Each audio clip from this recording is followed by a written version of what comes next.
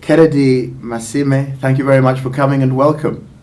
Thank you very much. Mr. Masime, you are chairman of the steering committee of the Elections Observation Group, better known perhaps as ELOG. And to my mind, it's much akin to the relationship between the Kenya National Commission on Human Rights and the Kenya Human Rights Commission. That is, you have a government body being overseen by civil society. Yes. And you represent the civil society element. You are the watchdog. Yes. And in this case, you are overseeing the activities of the Independent Electoral and Boundaries Commission, the people who are setting up our vote on March the 4th. And we have some reason for apprehension as perhaps Wananchi. Yes. You, the watchdog, what is the watchdog exactly seeing? Let me begin by saying that, yes, we are overseeing the work of IBC, but our mandate goes broader than that. Our mandate is to comprehensively monitor and observe elections in Kenya and other democratic processes. So it's not just confined to the one body. Yes. It's wherever the elections for us, anywhere. IBC is only one of the stakeholders in the electoral process. Right. You have political parties, you have parliament, you have the security apparatus, name them. And we are watching all that. Big job. Yes. Tough job. Yep. And we are doing it long term. Since we set up base in 2010, we've been in operation. Mr. Masime, let me give you an image. Yes. If I were to be a perpetrator of domestic violence, Yes. if, God forbid, I were to beat my wife up every evening, and you were my next door neighbor, Yes. your obligation would be to report me to the police. Yes. So you're saying that as a watchdog, you're quite content with everything that's been going on. Who have you reported to, and what's happened next? Not at all. We have observers on the ground who are monitoring everything that's happening. And Mark, you have been monitoring this process right from the development of legislation, electoral legislation, to all the processes. And we have a monthly report that we generate and share with all the election implementing institutions. So we are just not monitoring for monitoring's sake. We are monitoring with a view to preempting malpractices and also promoting good practices. Mr. Masime, the word monthly report. Yes. Let us take the situation now in the Tana River Delta. Yes. It's 100 people, 200 people, hundreds displaced. That is a situation where in the Western press, if one follows it, is being seen as some kind of precursor to what might happen in the real elections. You've been monitoring it long term, as you've just said. Yes. So you're just said, right, we've done our job, we've written the report, now let the people be killed? No. We, together with the colleagues in civil society, have even come up with strategies. We've come up with what we are calling an election plan, which we are selling to the security agencies to adopt so that they are able to secure these elections properly.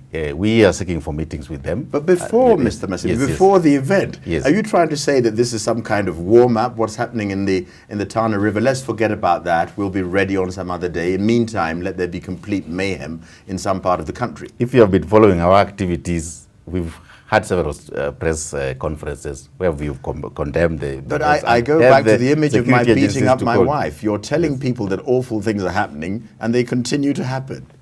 Therefore, maybe you're not serving that good a purpose. No.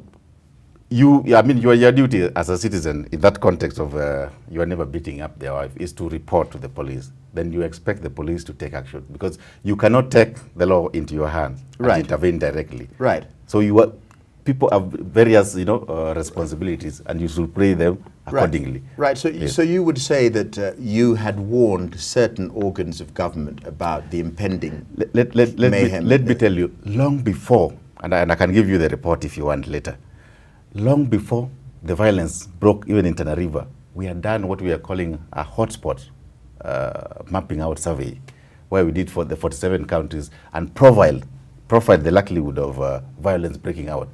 This is a report that we shared with the various agencies. We believe if preemptive action was taken at that particular time, some of these things would have been anticipated and dealt with more properly. Mr. Masime, well, I think that's adequate explanation for the moment. We won't belabor that for the rest of our time. Like, we could have done more. Why Yes, didn't you yes, do it? yes. So I take your point entirely. I take your point entirely that yours is to warn, and then what happens next falls to other people, but you Yes. have not been wanting in your obligation to warn. Yes. So would it be possible for you in a context such as this to share us of other warnings that the watchdog has given that perhaps I, as a layman, as a Mwananchi, am not aware of?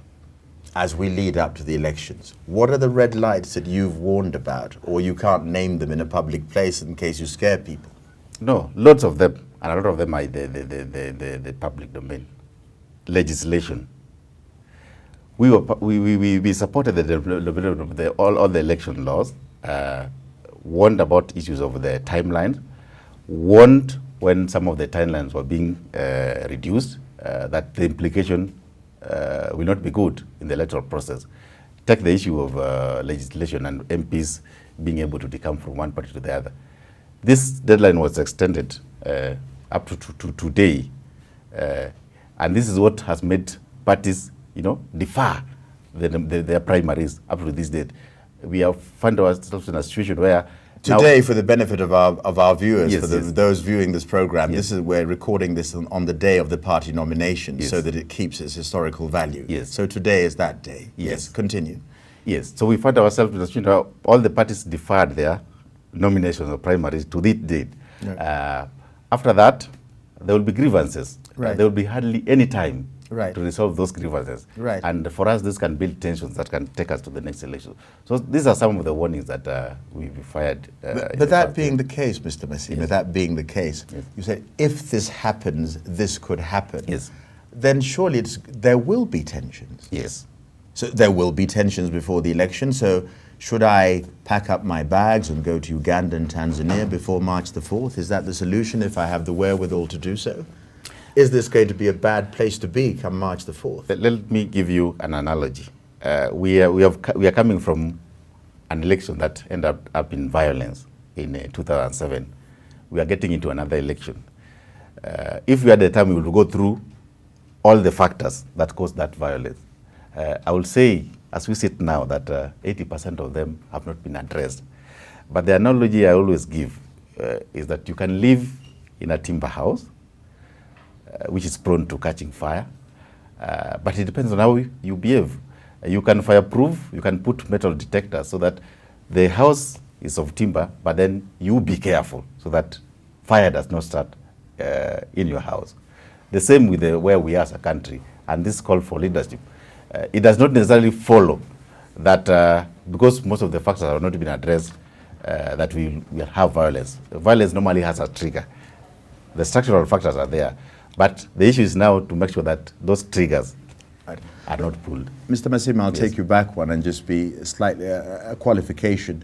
I take your point entirely that some of these factors may be in the public domain. Yes. But part of our contribution to the Yes. process Yes. is to spread the message yet again. Yes. So even if you have said some of these things and maybe not everybody can read a newspaper, Yes. this is the forum in which to perhaps make people aware of what you know. Yes. So the analogy of the timber house, which you can in many ways Yes, safeguard yes, against yes, yes. calamity, Yes. I'm still asking, the things that we read about, Yes. voter registration. Yes, yes. I mean, you're the watchdog. Yes. There are people who try to suggest to me that even the voting process looks as if it's not going very well, in the sense that you get some kind of SMS message saying, will you come and confirm your electoral process? Yeah, yeah. Now, when I went to get my card, I was told that the receipt itself was sufficient. Yes. Now I get a card saying to me, please verify that you've actually registered, Yes. and the SMS will cost you 10 shillings. Yes. Now, am I, as a citizen, Yes. I'm not in your watchdog body. Yes. I'm saying something's hassling to get 10 bob out of me for nothing. Yes. Am I correct? That there's some sort of financial scams running around the whole process? What do you as the watchdog man think? Not at all. Actually, I'll give the commission credit for coming up with in the past, and the time was much longer. In the past, we used to even have a month to inspect the voters register. And normally, it's about 20 people come But out. Mr. So Masime, introducing if the process itself, introducing if technology, somebody yes, gives you, yes. we're using lots of analogies in Yes. this conversation. Yes, yes. If somebody gives you a receipt for having paid the bill at a hotel, Yes. do you need to reconfirm that receipt once you get home? Surely that receipt in itself, surely the process of registration, if this whole sort of biometric thing is to be believed, is foolproof. I get your point. Exactly. We've even gone to other jurisdictions where they have used the same. It's a very complicated process. You know, you get the name, someone's name, you get their fingerprints, you get the picture. In the process of compiling all these for 14 million plus people, like in the Kenyan context, Right. mistakes are bound to happen. That's why you call people again to check that at least the details they gave are there. And that's why I'm saying at least you give the commission credit in terms of the Right. SMS thing. Right. Now, all of us who would have been lazy and not have done it can do it from the comfort of our rooms. A few of us will go. So I think the percentage will go higher. Right, so in this instance, you're trying to suggest, Mr. Masime, that the word rigging is unlikely to rear its ugly head in these circumstances. No rigging. Let me tell you. No rigging. We will check No individually. You know, elections are a process. Right. Voter registration and the voters list, I think, is a very fundamental aspect of the election. Here's a question where the commission has registered people and asking people to check. And even as observers, we will get the entire list and do a computer test on it.